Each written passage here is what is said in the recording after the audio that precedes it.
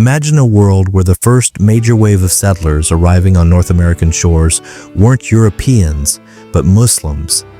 Just like Islam shaped Anatolia and eventually turned Constantinople into Istanbul, imagine if those early scholars, traders, and explorers from the Ottoman Empire, North Africa, and the Middle East stepped onto American soil before the English, Spanish, or French ever saw it. In this alternate timeline, the United States never became a Christian-influenced republic tied to Europe, but slowly evolved into a Muslim civilization shaped by Arabic, Turkish, Persian, and North African influence. Instead of the Founding Fathers debating Enlightenment philosophy, early American leaders debated Islamic jurisprudence, theology, and moral governance. Instead of presidents elected every 4 years, America may have developed hereditary rulers, regional emirs, or even a Sultan of America, yes, a royal dynasty ruling from a grand palace in Washington, where the Capitol dome is replaced by a vast marble and gold crescent. The Constitution might still exist, but rewritten as a fusion of Sharia principles and federal governance. Democracy? Maybe. Or maybe something closer to today's Saudi Arabia or the Ottoman millet system, where local cultures and religions had rights, but authority came from one central Islamic leadership. American law, culture, holidays, and daily life would look unrecognizable. Friday, not Sunday, would be the national day of rest. Ramadan would shut down cities the way Christmas does today. Eid would be the biggest travel wave of the year, not Thanksgiving. Pork and alcohol, restricted or banned. No Budweiser at baseball games, if baseball even became a thing. Architecture would shift drastically. Instead of New England churches and European-style capitals, American skylines would bloom with domes, minarets, calligraphy panels, marble courtyards, fountains, geometric mosaics, and prayer towers echoing the Adhan 5 times a day.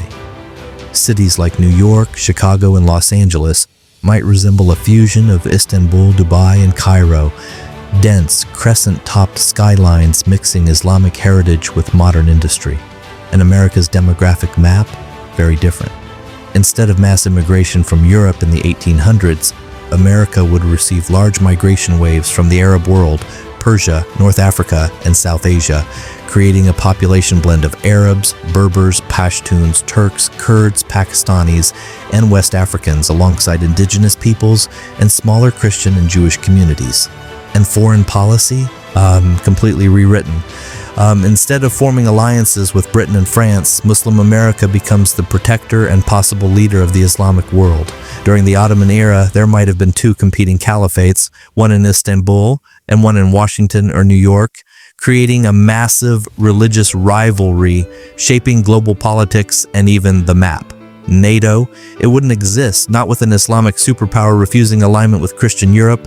Instead, imagine a powerful Islamic alliance, something like a supercharged OIC or a 20th century counterpart to NATO, led not by Europe but by America, uniting Turkey, Iran, Arabia, Egypt, North Africa, and Muslim South Asia into a single global bloc. The Cold War changes too.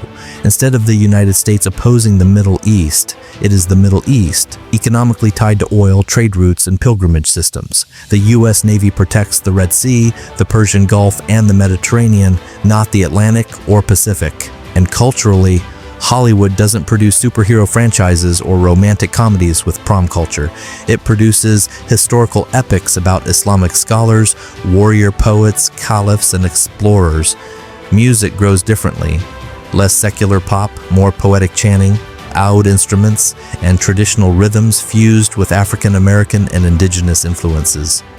Social norms shift. Gender expectations closer to Islamic cultures, modest dress coded into law or custom, and public religious life far more integrated into daily life. Meanwhile, relations with Europe look tense at best.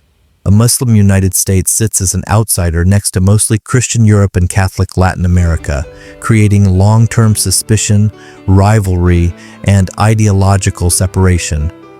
Immigration between hemispheres becomes political, not natural. Now, fast forward to today, in this alternate Earth, America is the world's largest Muslim majority superpower, a bridge between ancient Islamic civilization and modern technology, leading global diplomacy not from the ideology of Western liberal democracy, but from its own Islamic American worldview. The question this timeline leaves us with is simple. How much of what makes a nation powerful, its economy, its culture, its identity, is destiny? And how much is simply the result of who arrived first?